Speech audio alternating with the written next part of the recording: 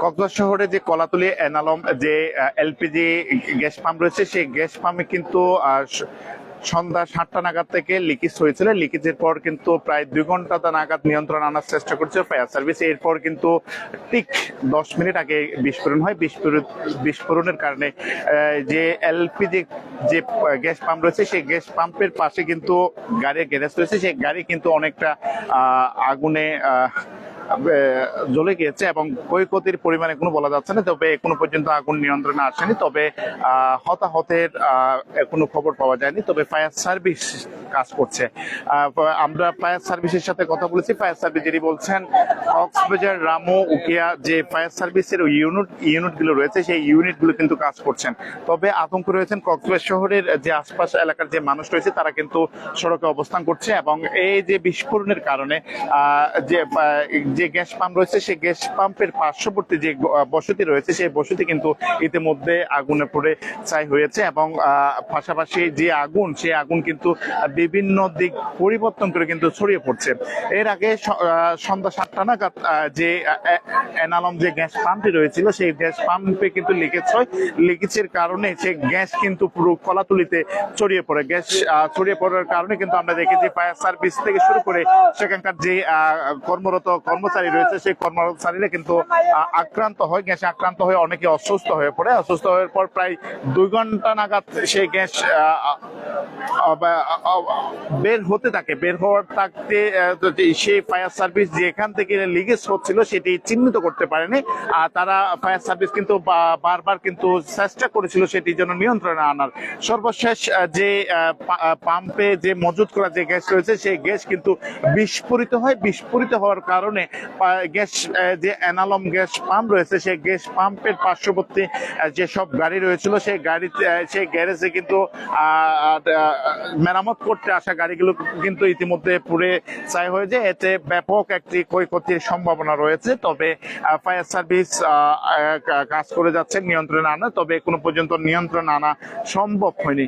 তবে এখানকার যে গ্যাস পাম্পটিতে লিকেজ হয়ে বিস্ফোরিত হয়েছে, সেই পাম্পকে কিন্তু গতকাল কিন্তু উদ্বোধন করা হয়েছিল। যে এনালম নামক একটি গ্যাস পাম্প, এটি বেশ কয়েকটি শাখা রয়েছে। এটি মূলত এই মাসে নির্মাণ কাজ শেষ হয়ে গতকাল উদ্বোধন করা হয়েছিল। গতকাল উদ্বোধন করার কারণে আজ এটি একটি দুর্ঘটনা ঘটে। ফায়ার সার্ভিস এর আগে নিয়ন্ত্রণ এসেছে বলে একটি ব্রিফিং করেন এখানকার যিনি ইন্সপেক্টর ছিলেন। সেই ইন্সপেক্টর প্রাথমিকভাবে আমাদেরকে যে তথ্য জানিয়েছে, অর্থাৎ গণমাধ্যমকে যে তথ্য জানিয়েছে, সেটি হচ্ছে সেখানে যে গ্যাস পাম্প গুলো রয়েছে, অর্থাৎ যেখানে গ্যাসের ট্যাঙ্কি রয়েছে, যেখানে গ্যাস মজুত করা হয়েছিল, সেখানে আইস জমা হওয়ার কারণে মূলত এই ঘটনা ঘটে। তবে এরপর তারা ফায়ার সার্ভিস প্রায় নিয়ন্ত্রণ এসেছে বলে ব্রিফ করেন। ঠিক 20 মিনিট পর কিন্তু এই বিস্ফোরণ গুলো ঘটে। বিস্ফোরণ ঘটার সাথে সাথে পার্শ্ববর্তী যে সব বসতি রয়েছে, পাশাপাশি সেখানে সামনে পার্শ্ববর্তী যে গ্যারেজ গুলো রয়েছে, গ্যারেজে অবস্থানরত যে গাড়িগুলো রয়েছিল, সেই গাড়িতে কিন্তু আগুন লাগে এবং আগুনে লেগে বেশ কয়েকটি গাড়ি কিন্তু জ্বলে ছাই হয়ে যাওয়ার এরকম আমরা তথ্য শুনতে পেয়েছি। তবে এখনো পর্যন্ত কি পরিমাণ আসলে ক্ষয়ক্ষতি হয়েছে সেটির তথ্য পাইনি। তবে ফায়ার সার্ভিস অপ্রাণ চেষ্টা করে যাচ্ছেন। তবে আমরা দেখতে পাচ্ছি এখানে কিন্তু পার্শ্ববর্তী কিন্তু পানি সংকট দেখা দিয়েছে। কোনো পুকুর বা কোনো খাল না থাকে, যে পানির যে ব্যবস্থা, সেই ব্যবস্থা না থাকায় আসলে নিয়ন্ত্রণে ব্যাঘাত হচ্ছে। তবে ফায়ার সার্ভিস পার্শ্ববর্তী একটি শ্যামলী কাউন্টার রয়েছিল, যেখানে ছোট্ট একটি পানি মজুত করা যেটি রয়েছিল, সেখান থেকে পানি নেওয়ার চেষ্টা করছেন, তবে সম্ভব হচ্ছে না।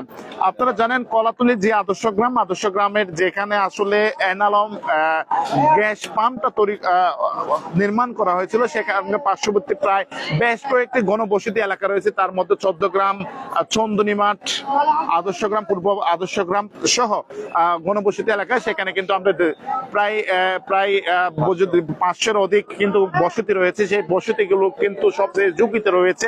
আমরা দেখতে পেয়েছি বসতিগুলো থেকে যে বাসিন্দারা রয়েছে, সেই বাসিন্দারা নিজেদের জীবন রক্ষা করতে তারা সেখান থেকে ছুটে আসেন এবং সড়কে তারা বর্তমান অবস্থান করছেন। দেখতে পাচ্ছেন যে কলাতলির রেস্ট হাউসের যে সার্কিট হাউস রয়েছে, সেই সার্কিট হাউসে কিন্তু মানুষ জমায়েত হয়েছে এবং মানুষ কিন্তু আতঙ্ক রয়েছেন। এবং সেটির জন্য আপনাদেরকে আরেকটি তথ্য দিয়ে রাখি, এবং সরাসরি ফায়ার সার্ভিস যেটি বলছিলেন যে একটি গ্যাস পাম্প নির্মাণ করতে যে ছাড়পত্রের দরকার, তার মধ্যে অন্যতম হচ্ছে ফায়ার সার্ভিসের যে ছাড়পত্র, সেই ছাড়পত্র কিন্তু এনালম গ্যাস পাম্প যেটি নির্মাণ করা হয়েছে, যেখান থেকে বিস্ফোরণ হয়েছে, সে তাদের কিন্তু ছাড়পত্র ছিল না এবং তাদের বিভিন্ন ত্রুটি ছিল।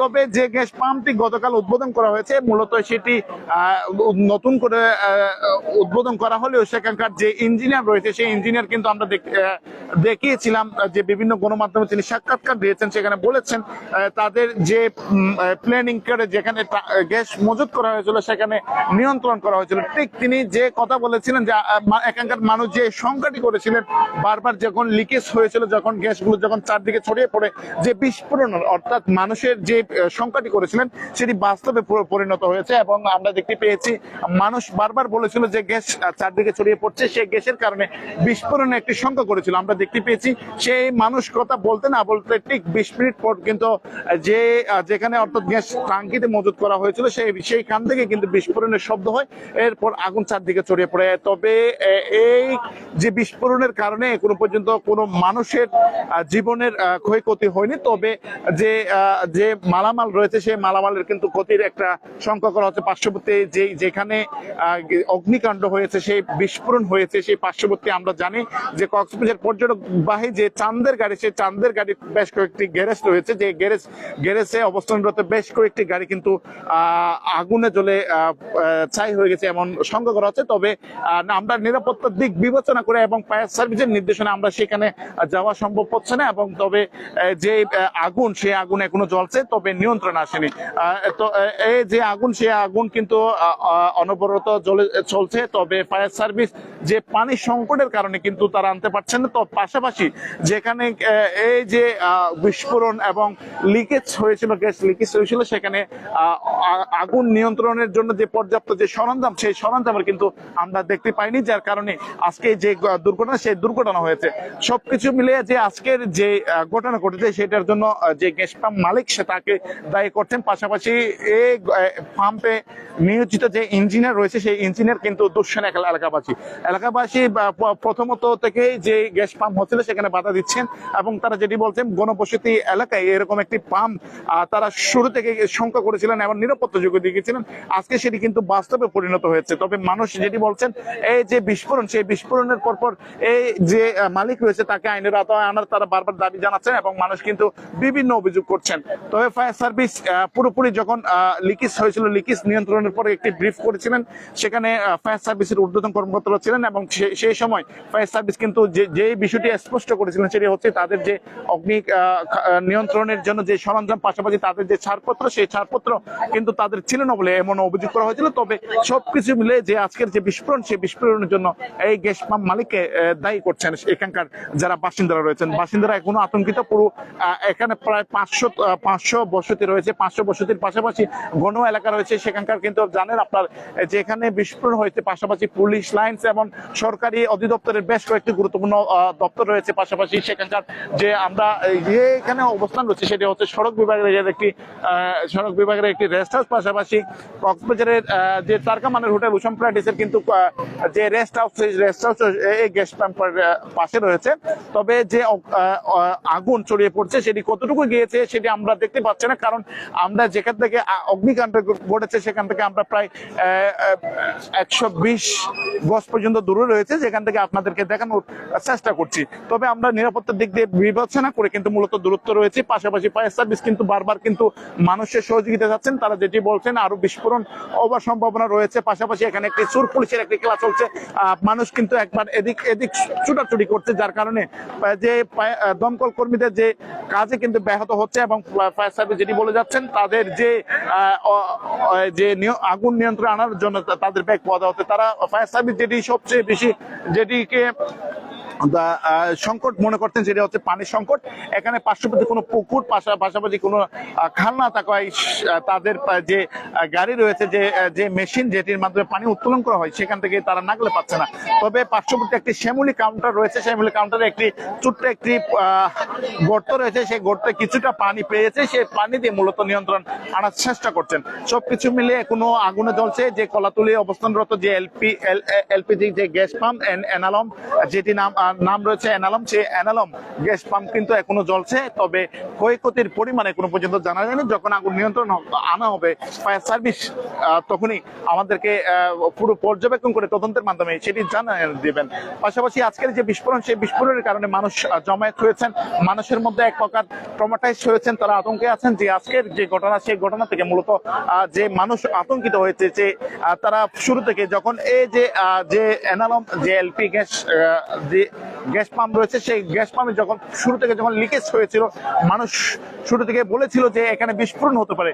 কিন্তু যে গ্যাস পাম্প কর্তৃপক্ষ মানুষকে বই এড়াতে তারা বলেছিলেন যে এটি পুরোপুরি নিয়ন্ত্রণ, কিন্তু মানুষ বারবার শঙ্কিত করেছিল। যে তখন আমরা দেখতে পেয়েছি লিকেজ হওয়া গ্যাস যখন চারদিকে ছড়িয়ে পড়ে, তখন মানুষ এক প্রকার ট্রমাটাইজ হয়েছিল। তারা শঙ্কা করেছিল যে গ্যাসের কারণে এটি বড় ধরনের দুর্ঘটনা হতে পারে।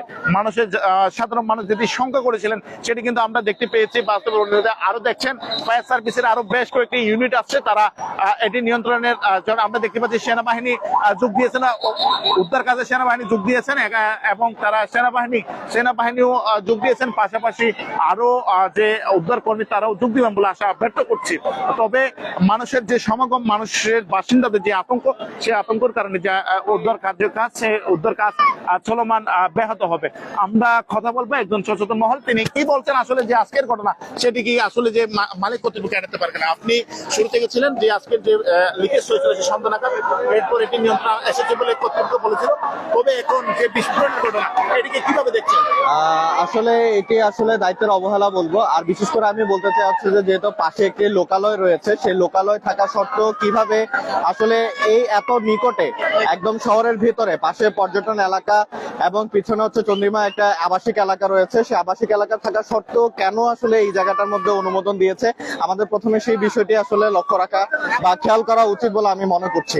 এর পরবর্তীতে নিয়ন্ত্রণের যে বিষয়, যেহেতু গ্যাসের বিষয় রয়েছে, এটি আসলে যেহেতু আমারও একটু স্বল্প অভিজ্ঞতা, যেটা আমি বলবো যে ফায়ারের বিষয়গুলো একটু নিয়ন্ত্রণ করতে, একটু বিশেষ করে গ্যাসের আগুনগুলো নিয়ন্ত্রণ করতে একটু বেগ পেতে হয় এবং সঠিক ইনস্ট্রুমেন্টস এর প্রয়োজন হয়। এবং সেদিক থেকে আমার মনে হয় যে কক্সবাজার জেলা ফায়ার সার্ভিসের সঠিক ইনস্ট্রুমেন্টস ছিল না, যার কারণে শুরুতে যখন আগুন ছিল না তখন নিয়ন্ত্রণ বা সেটা সূত্রপাত তারা আইডেন্টিফাই করতে পারেনি, যার কারণে তার পরবর্তীতে এখন একটি এই ধরনের আসলে দুর্ঘটনার দেখা যাচ্ছে। তবে আমরা আশা করছি যে ফায়ার সার্ভিস লোকালয়ের এলাকার ভিতরে আগুন প্রবেশ করার পূর্বে এটাকে নিয়ন্ত্রণ করতে পারবে বলে আমি মনে করছি।